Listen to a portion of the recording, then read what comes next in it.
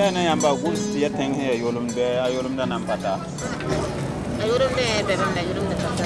l'intérieur, comme tout autour de la salle de ciné, c'était devenu le dépotoir du marché. Tous les déchets du marché, ça se jetait là. Vous trouvez que la ville est sale ou bien l'état apparent, qu'est-ce que ça vous dit?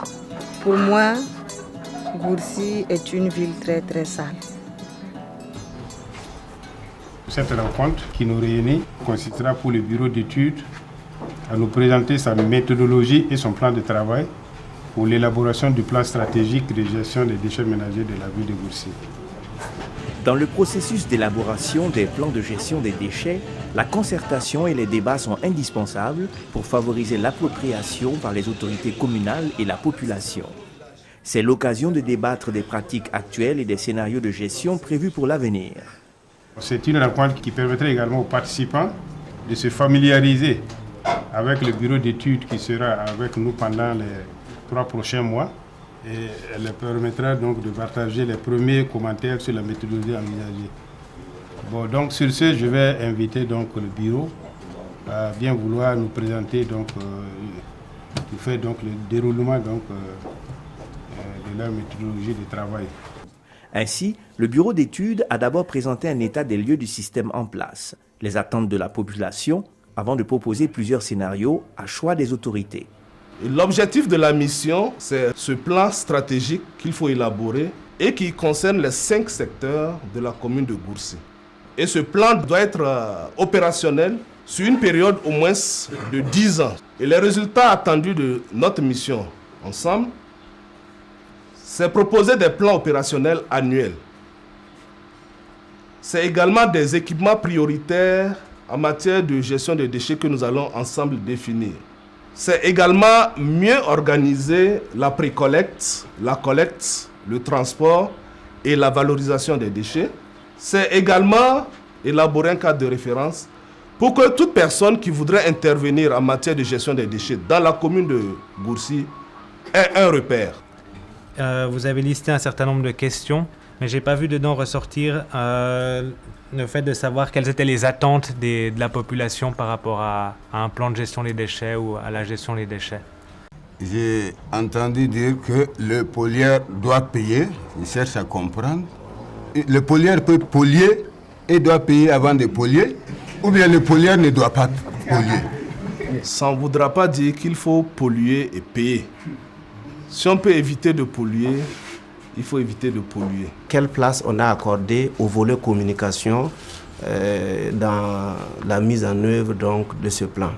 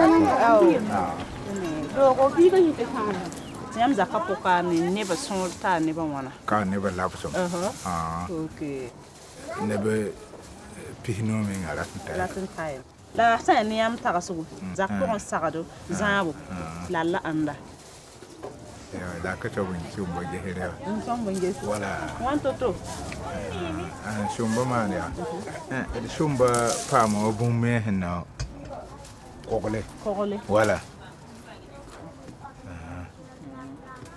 la ni nga zaka so bi bi ni beta bana ga be ni paga bam pa had bala paga so tu bam so pi so okay tinga pour ne bambebe ni te yawo da met regal poubelle zakon te boiton ko do zakon ka boto bibe lambi poubelle so kuli mamenya ndamanam tole la palignante mamenya ma ndamanam tole la sesida a levin sama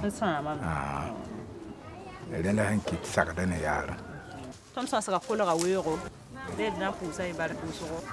travers la coopération décentralisée, ils ont eu la nécessité de recruter, de créer le service voirie. Le projet d'appui à la gestion municipale appuie la commune à mieux améliorer la gestion de ces déchets. La démarche ici, c'est pour vraiment aboutir pas à des plans coupés-collés, comme je l'ai dit et je le répète, des plans réalistes et réalisables. Notre objectif, c'est de trouver en fait des systèmes de gestion adaptés à ces villes. On peut en fait organiser, planifier la gestion de ces déchets en fonction de ces moyens. Si nous prenons les rues, les marchés, les terrains de football où en tout cas il y a des déchets. Maintenant, comme c'est un lieu public, tout le monde vient y jeter. Selon vous, à qui incombe la gestion à ce niveau? Bon, la gestion à ce niveau incombe à toute la population, selon moi, mais sous peut-être la supervision d'une autorité de la ville, je ne sais pas, peut-être tel que le maire comme ça. Voilà. Des tas d'immondices devant la porte. En langue locale, ici, on appelle ça tampoure. Selon vous, pourquoi ces comportements-là? Ils n'ont pas de poubelle. Ils n'ont pas où mettre ça. Ils se disent que c'est ça aussi leur poubelle. Ils s'en vont jeter. Quelquefois, on brûle. Attendant la saison pluvieuse comme ça pour ramasser, aller verser dans les champs. Mais il y a ceux aussi qui jettent dans les caniveaux. Il n'y a pas un endroit pour que tu mettes ton sachet. Tu tournes à gauche, à droite. À quelques mètres même plus loin, il n'y a pas un endroit. À moins que tu n'amènes ton sachet à la maison. Et en l'amenant à la maison d'ailleurs, c'est où tu vas le jeter. C'est soit devant ta porte encore. Parce que souvent même ça m'arrive. Si j'ai fini de boire, je tiens le sachet à main. Et souvent même, il m'arrive de demander au boutiquier s'il n'a pas de poubelle, mais très rare qu'on me montre une poubelle. Donc malgré toi, tu jettes. Donc,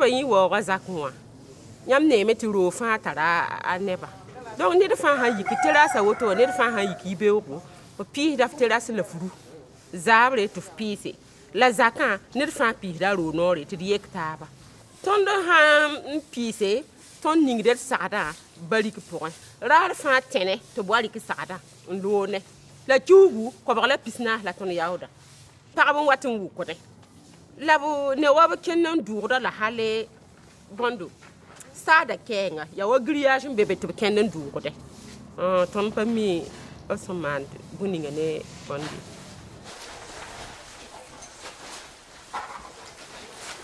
ton be kawaya santri ni kingur sakara zinga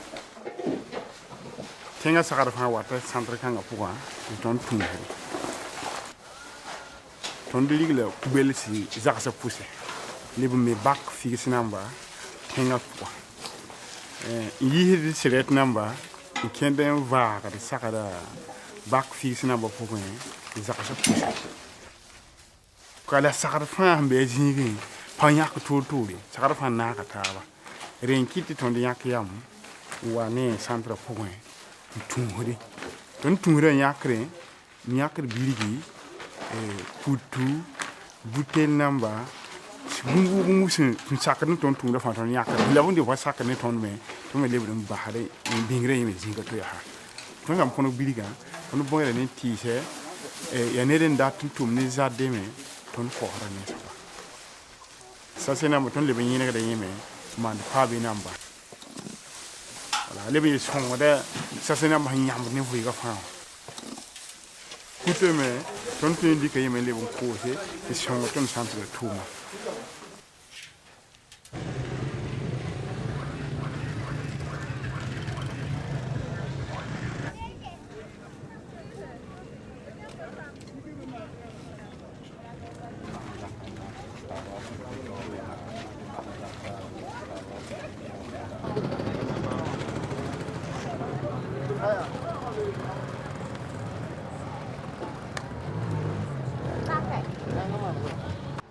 Pour mener à bien notre étude, nous avons suivi la méthodologie suivante.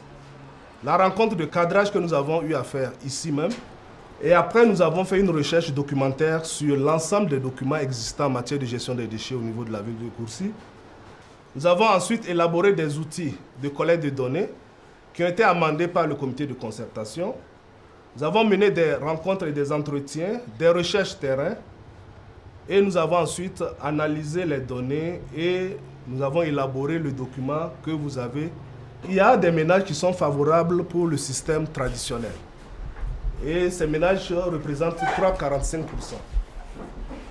Il y a des ménages qui sont favorables aux fausses fumières. Là, ça fait près de la moitié de la population, 41,87%.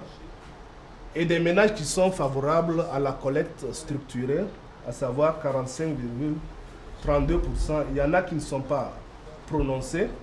Pourquoi en fait ne pas proposer peut-être des actions pour encadrer et puis en fait pousser ces mauvaises pratiques-là à aller petit à petit, peut-être que d'ici la fin du plan, ça va l'être. Sinon, je me vois mal l'autorité qui va sortir demain ou après-demain dire dans la ville de Gourcy, on ferme les fosses fumières et ça va rester. Vous avez eu à classifier les déchets selon les types, en fonction de leur taille. Vraiment, ça a été un bon travail. Mais de manière générale, j'aurais voulu quand même que vous donniez quel type de déchets vient en tête, suivi d'un tel etc. jusqu'à la fin. Aujourd'hui, on a les tricycles qui basculent. Est-ce que ça ne peut pas contribuer un peu à réduire, aussi bien en termes d'investissement qu'en termes de fonctionnement, le coût des différents scénarios un peu qui sont développés à ce niveau? Si vous optez par exemple pour le système trilogique ou bien la régie directe, on fera maintenant plusieurs variantes. Moi, j'allais proposer l'éducation environnementale au niveau de l'école primaire et au niveau des lycées, parce que je me dis que c'est au niveau de la frange jeune qu'on pourrait arriver à un changement de comportement assez intéressant, surtout dans l'avenir. Soyons propres. Autour de nous. Bien. Qu'est-ce qu'on a prévu faire aujourd'hui? Oui. Nous avons prévu de visiter le centre de tri de Gourcy. Soyez les bienvenus au centre de tri de Gourcy. Tous les déchets sont envoyés ici et nous les trions.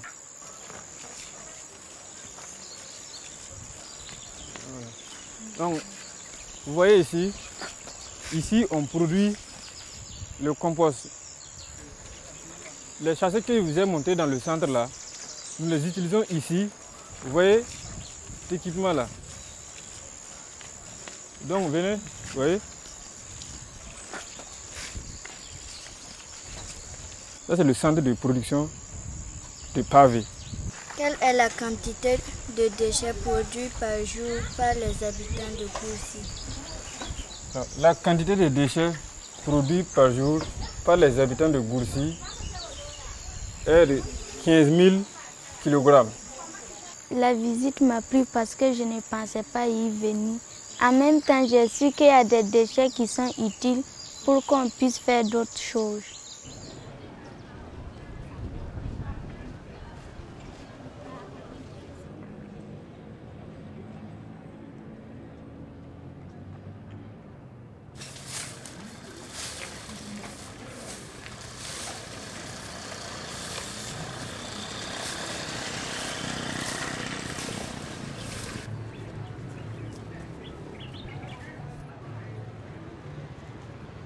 Qu'est-ce que le projet a prévu? C'est de mettre en place un fonds communal. Et ce fonds communal, justement, devrait permettre la réalisation d'un plan stratégique de gestion des déchets pour la commune. Nous sommes en phase d'élaboration du plan et les grandes actions que nous avons à faire vont dépendre beaucoup plus de ce que le plan va nous proposer. Dès que ce plan-là sera élaboré et reçu définitivement, nous allons devoir suivre annuellement ce que le plan nous a, les POA de ce plan-là pour la réalisation. Donc en termes d'investissement, quel matériel acheter, pourquoi, quelle infrastructure à réaliser, tout cela va dépendre de ce que le plan va nous proposer. À cela s'ajoutent des formations, notamment dans des domaines comme les systèmes d'information géographique pour les cadres des communes. Donc, le champ cartographique, évidemment, on ne peut pas le supprimer. Sans ça, il n'y a pas de carte. C'est mieux de mettre 1000 mètres. La grille. Donc, tous les kilomètres, il y aura une croix qui va se placer. Ah oui, exact.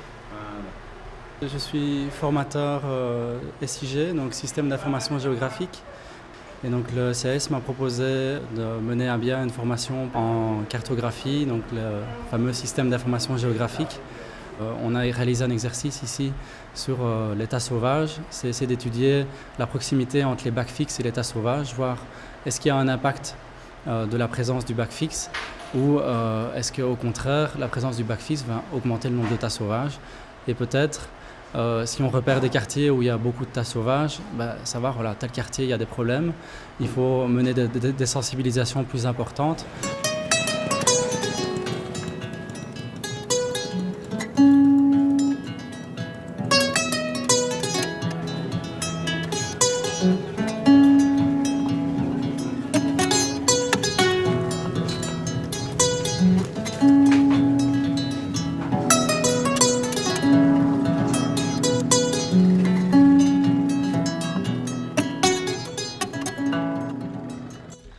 C'est une seule table de tri que vous avez ici. Oui. Ouais, comment est-ce que vous faites votre système de tri ici? Quand on vit de sacre, ni un jour. Voilà, un gros c'est là tu tombes place au bruit de autre. Voilà, tengra, un gros c'est qui est dans un sigi. Et si moi je ne au moins il y a que ton date ça c'est il y a wazir et puis tout n'a pas besoin ton secret mais c'est que si pas là il poussière où je go non mais les y a mato on dit nan ki le manwa convoyeur boulot manwa boom amne machine wen rabe ko kokonga donc na yak do sakara ningal be no na wen wo boom ha ki ne sakara maintenant am tembo ne to be wa kiram tan ki tun wure. Par rapport aux difficultés qu'on rencontre au niveau des bureaux d'études, c'est comme mes collègues l'ont déjà dit, il y a très peu de compétences là-dessus. Bon, il y a eu un certain nombre de critères aussi sur lesquels on s'est basé pour choisir les bureaux d'études actuels qui font le travail. Bon, c'était assez objectif de toute façon. C'est sur la base de ce qu'on choisit. C'est quelque chose de nouveau, l'élaboration des plans de gestion des déchets. Au Burkina Faso, il n'y a pas beaucoup de bureaux d'études qui ont déjà de l'expérience dans le domaine, pour ne pas dire presque aucun. Donc on a choisi les bureaux d'études vraiment en fonction de leur expérience et en fonction de l'expérience des consultants qu'ils ont proposés. Malgré ces difficultés-là, qu'on a constaté qu'on puisse avoir en tout cas des plans qui sont assez proches des réalités des communes, pour permettre en tout cas la mise en œuvre. Je crois qu'avec les cadres de concertation, avec les compétences un peu qui sont aussi dans ces cadres de concertation, on peut ensemble apporter des améliorations à ces documents-là pour pouvoir cadrer avec nos réalités. Si c'était nous qui avions fait ça et qu'il n'y avait pas en fait d'autres compétences pour apprécier, en fait on pouvait tomber sur des documents qui ne reflétaient pas vraiment des réalités. Maintenant on a un recul pour vraiment vérifier. Il y a ça. Aussi, la façon que les CT et puis les cadres de concertation participent et aux critiques de ces documents-là, vous allez voir qu'à la fin, en fait, c'est des gens qui vont maîtriser mieux les documents. La gestion des déchets, là, il faut que ça soit une volonté politique au niveau des communes. Là où je loue le CS, justement, c'est l'effort qu'ils font pour civiliser les gens. L'insalubrité, ça amène beaucoup de choses. Pour développer une ville, pour se développer, il faut être correct, il faut vivre sainement. Men sano in corpore sano. Voilà. Donc c'est ça. Donc, mais je pense que avec les propositions qu'on voit là, c'est déjà les choses se dessinent à l'horizon. Ça paraît plus clair. Notre action, en fait, permet de mettre en place des outils de planification, notamment un plan stratégique de gestion des déchets qui permet en fait et de fixer des objectifs et de cadrer, canaliser en fait les actions de tous les intervenants en matière de gestion des déchets et les coordonner dans le cadre de la maîtrise d'ouvrage communale. Ça sera vraiment l'occasion pour nous, auprès de ces 3 premières communes, de créer en fait des infrastructures de gestion des déchets, dont en fait des décharges, des centres de tri, des centres de transit, de renforcer les capacités des organisations de collecte en termes de formation, en termes d'équipement et en termes de gestion pour en fait améliorer le niveau de collecte et de traitement des déchets. L'aboutissement du long travail d'élaboration des plans de gestion des déchets qui aura duré 18 mois, c'est la cérémonie de remise officielle de ces plans aux maires bénéficiaires en présence du représentant du ministre de l'Environnement et du maire honoraire de Ouagadougou, M. Simon Compaoré. M. Compaoré a été choisi comme parrain pour son travail exemplaire pendant près de 20 ans à la tête de la capitale. Lui qui a réussi à faire de Ouagadougou une ville citée en exemple en Afrique de l'Ouest pour sa propreté. Je mesure à sa juste valeur le sacrifice que tout un chacun a consenti pour honorer de sa présence à cette cérémonie de remise officielle des plans stratégiques de gestion des déchets solides des villes de Saba, Goursi et Pau, témoignant ainsi de l'engagement en faveur de l'environnement. Les maires qui ont vite compris que la question des déchets est une question existentielle. Aujourd'hui, dans toutes les villes du monde, la question première qui préoccupe les communes, c'est la question du traitement des déchets. Les trois maires l'ont compris. C'est pourquoi ils se sont insérés, ils ont pris cela comme étant une question qui mérite d'être traitée, une question prioritaire. Disposer d'un plan de gestion pour une commune comme Goursi, c'est se doter d'un outil référentiel. Parce que pour agir, il faut toujours planifier. Il faut dire que le plan stratégique de gestion des déchets solides de la commune de Goursi a connu un processus que nous avons tous adhéré et qu'après une certaine validation de la part du conseil municipal de Goursi, nous sommes satisfaits aujourd'hui de ce plan. Après l'évaluation des actions des 2 premières années, les partenaires techniques et financiers ont trouvé que c'était vraiment édifiant. Donc ils ont accepté de renouveler leur appui pour soutenir en fait les 3 communes pilotes à mettre en œuvre les actions qui sont inscrites dans leur plan stratégique de gestion des déchets. Et également étendre l'action à 2 nouvelles communes. Étant entendu que c'est un schéma directeur de gestion des déchets, avec la conjugaison des efforts des uns et des autres, les partenaires techniques, les partenaires financiers, la population, Goursi sera une ville propre.